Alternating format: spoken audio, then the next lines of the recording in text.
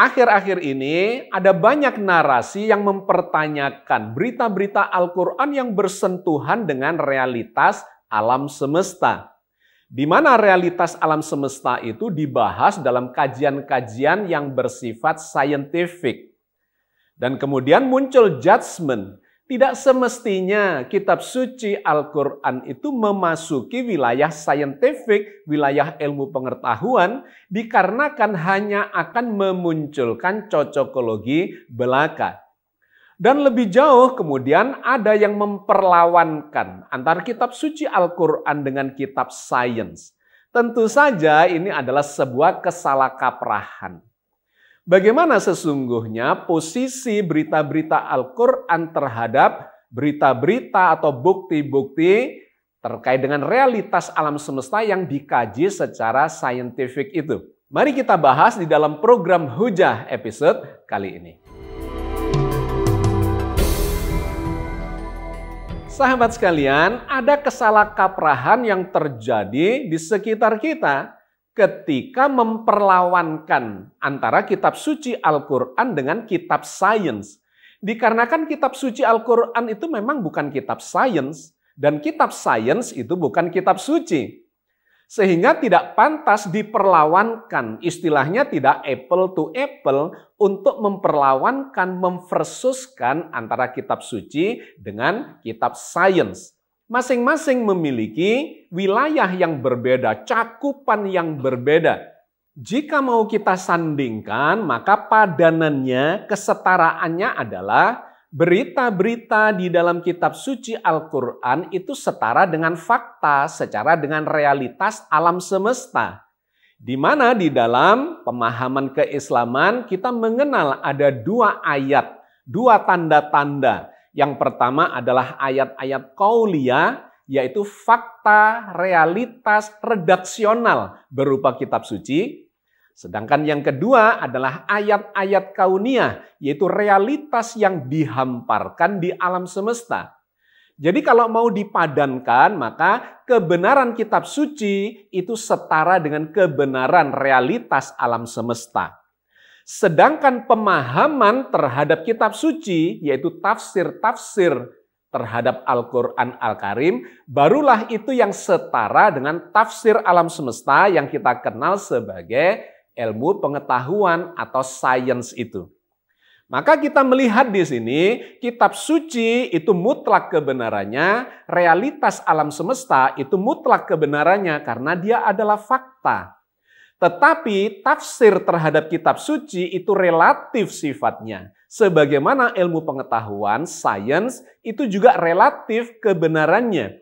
Dua-duanya bisa mengalami kesalahan terkait dengan pemahaman terhadap tafsir terhadap Al-Quran dan sains terhadap realitas alam semesta.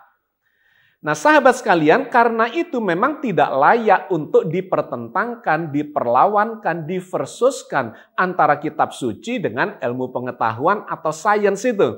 Kalau mau dibandingkan, relativitas yang ada di dalam sains, artinya pemahaman yang relatif di dalam sains yang terus berubah seiring dengan pengamatan, itu setaranya adalah dengan tafsir terhadap Al-Quran yang juga relatif kebenarannya, seiring dengan kemampuan ilmu dari para penafsir itu sendiri. Nah lantas bagaimana berita-berita Al-Quran atau ayat-ayat Al-Quran yang memberitakan terkait dengan realitas alam semesta? Apakah itu setara dengan sains atau penemuan-penemuan bukti-bukti saintifik yang terus berkembang itu? Sahabat sekalian, sesungguhnya kalau kita cermat terhadap ayat-ayat Al-Quran, maka ayat Al-Quran itu memiliki 3 hal yang perlu saya sampaikan ketika ini dikaitkan dengan pembandingan atau memversuskan, memperlawankan berita Al-Quran dengan berita saintifik. Yang pertama, ayat-ayat Al-Quran itu sifatnya adalah memotivasi, mendorong umat Islam justru untuk berilmu pengetahuan. Ada puluhan bahkan ratusan ayat yang mendorong supaya umat Islam ini melakukan pengamatan, melakukan observasi, melakukan penelitian, memahami ciptaan Allah dalam sudut pandang yang ilmiah, dalam sudut pandang yang saintifik. Jadi di poin yang pertama ini, Al-Quran berada pada posisi memotivasi, mendorong terjadinya proses ilmiah pada umat Islam. Maka berikut ini saya ingin menunjukkan kepada Anda redaksi dari ayat-ayat Al-Quran yang dia ini bukan setara dengan ilmu pengetahuan itu sendiri, melainkan memberikan motivasi kepada umat Islam untuk melakukan penelitian secara ilmiah. Misalnya di dalam surat Adz-Dzariyat ayat 20-21. Dan di bumi itu terdapat tanda-tanda atau pelajaran bagi orang-orang yang yakin, dan juga pada dirimu sendiri. Maka apakah kamu tidak memperhatikannya? Ayat ini bukan ayat ilmu pengetahuan yang bersifat teknis menjelaskan tentang tanda-tanda yang ada di langit, di bumi, dan pada dirimu sendiri, melainkan mendorong umat Islam untuk memperhatikan tanda-tanda di alam semesta, di bumi, dan pada dirinya sendiri. Itu adalah dorongan untuk melakukan pengamatan, observasi, penelitian, dan kemudian umat Islam menjadi melakukan proses ilmiah dengan pengamatannya itu. Jadi ayat ini berada di awal atau di balik dari proses ilmiah. Bukan menjelaskan tentang bagaimana realitas alam semesta dan diri manusia itu, melainkan sebuah motivasi agar manusia melakukan proses ilmiah. Ayat-ayat semacam ini yang mendorong umat Islam untuk melakukan pengamatan bertaburan di dalam Al-Quran Al-Karim. Afala yanduruna ilal ibili kaifa khuliqat wa ilas samai kaifa rufi'at wa ilal jibali kaifa nusibat wa ilal ardi kaifa sutihat. Apa mereka tidak memperhatikan, mengamati, mengobservasi bagaimana unta diciptakan, bagaimana langit ditinggikan, bagaimana gunung-gunung ditegakkan, bagaimana dataran ini dihamparkan. Semua itu mendorong umat Islam melakukan proses ilmiah. Jadi bukan menjelaskan terkait dengan mekanisme ilmiahnya, melainkan mendorong, alami sendiri, pelajari sendiri, amati sendiri di lapangan. Bagaimana itu Allah menciptakan dalam konteks ini atau dalam surat ini, Allah mengatakan terkait dengan unta atau penciptaan unta, tentang langit yang sedang ditinggikan. Dan ternyata itu benar adanya bahwa langit sedang mengembang ke segala arah atau meninggi ke segala arah.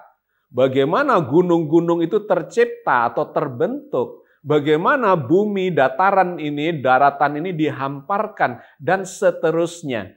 Jadi Anda melihat di sini, ini bukan cerita atau berita ilmiah, melainkan adalah berita motivasi agar umat Islam melakukan proses ilmiah itu. Di ayat yang lain lagi, bertebaran, saya ingin menunjukkan redaksinya supaya Anda bisa merasakan bahwa ayat-ayat Al-Quran itu tidak memasuki wilayah praktis di dalam proses ilmiah, melainkan memberikan motivasi, dorongan agar umat Islam melakukan proses ilmiah. Misalnya Allah berfirman di dalam surat An-Nahl 79. Tidakkah mereka memperhatikan burung-burung yang dimudahkan terbang di angkasa bebas? Atau di dalam surat Luqman ayat 31. Tidakkah kamu memperhatikan bahwa sesungguhnya kapal itu berlayar di laut dengan nikmat Allah supaya diperlihatkannya kepadamu sebagian dari tanda-tandanya atau pelajaran darinya. Juga di dalam surat As-Sajdah 27. Dan apakah mereka tidak memperhatikan bahwasanya kami menghalau awan yang mengandung air ke bagian bumi yang tandus. Lalu kami tumbuhkan dengan air hujan itu tanaman yang darinya makan hewan ternak mereka dan mereka sendiri. Maka apakah mereka tidak memperhatikan? Atau di dalam surat Az-Zumar 21. Apakah kamu tidak memperhatikan bahwa sesungguhnya Allah menurunkan air dari langit, maka diaturnya menjadi sumber-sumber air di bumi, kemudian ditumbuhkannya dengan air itu tanaman-tanaman yang bermacam-macam warnanya. Atau juga di surat Abasa 24, maka hendaklah manusia itu memperhatikan makanannya. Kemudian di dalam surat Waqiah 68, apakah kamu tidak memperhatikan air yang kamu minum? Dan Al-Waqiah ayat 71, apakah kamu tidak memperhatikan api yang kamu nyalakan? Sahabat sekalian, sengaja saya jejerkan ayat-ayat Al-Quran itu, saya bacakan redaksinya supaya Anda bisa merasakan dari sebagian yang jauh lebih banyak berita-berita Al-Quran yang memotivasi, mendorong umat Islam untuk melakukan proses ilmiah. Jadi ini adalah posisi yang pertama dari Al-Quran, dari kitab suci. Tidak masuk ke wilayah teknisnya, melainkan memberikan dorongan kepada umat Islam untuk melakukan proses ilmiah. Selebihnya itu harus dicari sendiri, diamati sendiri, diobservasi, diteliti oleh umat manusia sendiri, khususnya umat Islam, agar memahami bagaimana penjelasan ilmiah dari apa yang diberitakan oleh Al-Quran. Yang kedua, selain Al-Quran memberikan dorongan, motivasi kepada umat Islam untuk berproses secara ilmiah, Al-Quran ternyata sejumlah ayatnya memberikan clue, memberikan tanda-tanda dalam bentuk kondisi umum dari apa yang diciptakan oleh Allah itu. Misalnya terkait dengan kondisi alam semesta yang dulunya tidak diketahui dan kemudian diberitakan oleh Al-Quran, dan kemudian ternyata terbukti dalam pengamatan bahwa kondisi alam semesta ini seperti yang diberitakan Al-Quran. Misalnya saya contohkan seperti yang diberitakan Allah di dalam surat Al-Anbiya ayat 30. Dan apakah orang-orang yang ingkar itu tidak mengetahui bahwasanya langit dan bumi itu keduanya dahulunya adalah sesuatu yang padu. Kemudian kami pisahkan antara keduanya. Ayat ini menggambarkan kondisi dari realitas alam semesta yang sesungguhnya baru diketahui di abad-abad terakhir, tetapi sudah diberitakan oleh Al-Quran di abad 15 yang lalu. Bahwa alam semesta ini sesungguhnya sedang mengembang. Dan itu diberitakan dalam sejumlah ayat yang lain selain surat Al-Anbiya ini. Misalnya di ayat yang lain digambarkan Allah sedang meninggikan langit. Seperti yang tadi saya bacakan di surat Al-Ghasyiyah. Di ayat yang lain lagi Allah sedang meluaskan langit atau mengembangkan langit itu ke segala penjuru. Atau Allah sedang meninggikan langit tanpa tiang dan seterusnya. Nah di ayat ini digambarkan bahwa langit ini sesungguhnya dulunya adalah sesuatu yang padu, dikarenakan ternyata realitas alam semesta menurut pengamatan sains itu memang sedang berkembang, expanding universe. Jagat raya sedang mengembang. Dan menariknya ketika ini kita tarik ke masa lalu, maka muncullah kesimpulan bahwa jagat raya yang sekarang ini sedemikian besarnya itu dulunya lebih kecil, dan satu ketika itu adalah sesuatu yang padu. Ruang jagat raya, materi, energi, waktu itu semuanya ada di dalam satu titik yang sama atau satu kondisi termampatkan yang menurut ilmu pengetahuan itu muncul dari sebuah cikal bakal alam semesta yang digambarkan dalam teori Big Bang. Tetapi apakah Al-Quran mengatakan bahwa itu adalah teori Big Bang? Bukan. Al-Quran tidak menyebut teori Big Bang, Al-Quran hanya menggambarkan bahwa alam semesta ini mengembang dan dulunya berarti lebih kecil, dan satu padu seluruh ruangan jagat raya, variabel-variabel alam semesta, ruang, waktu, materi, energi, itu sesungguhnya adalah satu padu belaka. Jadi yang digambarkan oleh Al-Quran bukanlah teori saintifik, melainkan yang digambarkan adalah realitas jagat raya.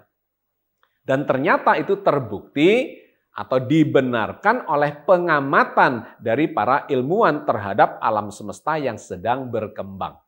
Ini adalah poin yang kedua. Al-Quran menceritakan tentang realitas, tetapi teknis ilmiahnya, saintifiknya diserahkan kepada umat manusia. Bisa bermunculan teori macam-macam untuk menggambarkan realitas yang teramati bahwa jagat raya memang benar-benar sedang mengembang. Dan mengembangnya itu melalui gaya-gaya yang tidak terlihat. Dan kalau ditarik ke masa lalu, maka sesungguhnya itu satu padu belaka. Nah, yang ketiga, selain memotivasi dan memberikan clue kondisi realitas alam semesta, Al-Quran memang memberitakan nubuat, sesuatu yang belum terbukti tetapi menjadi tren ke masa depan dan akan terjadi ke masa depan. Misalnya yang digambarkan oleh surat Al-Anbiya ayat 104. Pada hari kami gulung langit bagaikan menggulung lembaran-lembaran kertas. Sebagaimana kami telah memulai penciptaan pertama, begitulah kami akan mengulanginya. Ini adalah nubuat, berita ke masa depan yang sekarang belum bisa dijelaskan secara ilmiah, tetapi dijamin oleh Al-Quran bahwa itu akan terjadi. Dan secara logika ilmiah itu memang bisa dibenarkan. Dan ada teori-teori yang kemudian menggambarkan tren itu, bahwa sesuatu yang berkembang, maka satu ketika boleh jadi akan mengkerut kembali. Dan Al-Quran memposisikan beritanya dengan sebuah kepastian bahwa yang terjadi bukan alam semesta mengembang terus, melainkan akan digulung seperti menggulung lembaran-lembaran kertas, dan Allah akan memulai seperti penciptaan pertama, memunculkan jagat raya ini kembali. Nah, sahabat sekalian, sesungguhnya itulah yang diberitakan oleh ayat-ayat Al-Quran. Al-Quran tidak bercerita tentang teknis penjelasan bagaimana secara saintifik peristiwa-peristiwa di alam semesta, melainkan satu, memberi motivasi untuk mengamati sendiri, yang kedua, memberikan realitas koridor terhadap kondisi yang sedang ada atau sedang terjadi di alam semesta, dan yang ketiga, menubuatkan ke masa depan apa yang bakal terjadi. Karena itu, tidak sama persis Al-Quran diperlawankan dengan kitab sains, bukan. Kitab sains bicara detail-detail hasil pengamatan, sedangkan Al-Quran memberikan dorongan, memberikan kondisi, dan menubuatkan apa yang bakal terjadi ke masa depan. Maka Al-Quran menegaskan bahwa kalian ke masa depan akan terus mendapati atau menemukan kebenaran-kebenaran berita Al-Quran itu seiring dengan proses ilmiah yang terjadi. Misalnya seperti yang Allah firmankan di dalam surat Shad ayat 87 dan 88. Al-Quran ini tidak lain hanyalah peringatan dan pelajaran bagi semesta alam. Dan sesungguhnya kamu akan mengetahui kebenaran berita Al-Quran setelah beberapa waktu lagi ke masa depan. Sahabat sekalian, saya kira itulah yang ingin saya sampaikan, bahwa kitab suci Al-Quran bukanlah kitab sains, tetapi memberikan motivasi, dorongan, dan melandasi proses-proses yang bersifat saintifik.